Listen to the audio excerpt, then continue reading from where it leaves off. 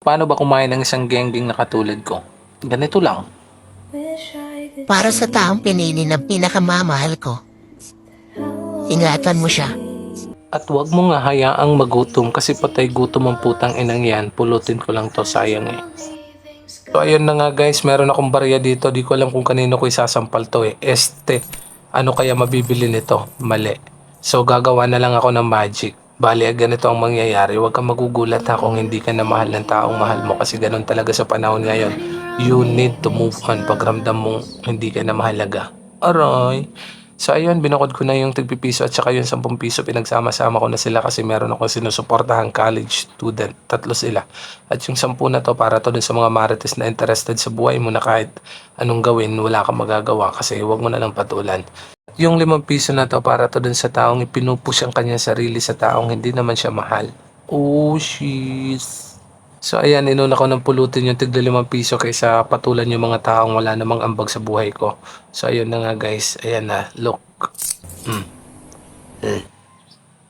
And see the magic, meron akong Starbucks coffee, may spaghetti, at meron right side egg. Ibig sabihin ng right side egg, hindi lahat ng itlog pwede mong kainin. Puro kalande, hayop ka. So eto na yung mga pagkain na nabili ng barya kanina. Itlog mo. Gagawin ko na yung magic, mawala na sana yung internet connection. Sheesh! So eto na yung spaghetti, eto yung hamburger.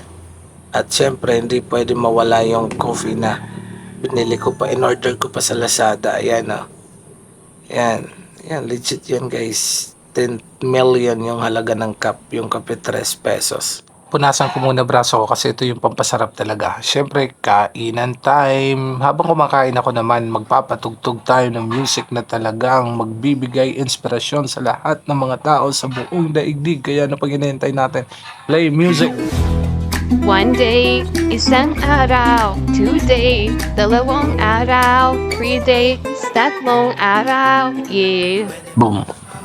Gaga ka pa ulit-ulit na lang sa walang kwentang sistema. Minsan lang tumama pero sa hinala pag ginagawa mo ng tanga, ang sarili mo nagpapa-apekto sa kwento. Mas pinili mo pa yung gago, ayaw sa seryoso. Kaya ito ngayon, mag-isa ka dyan sa kwarto.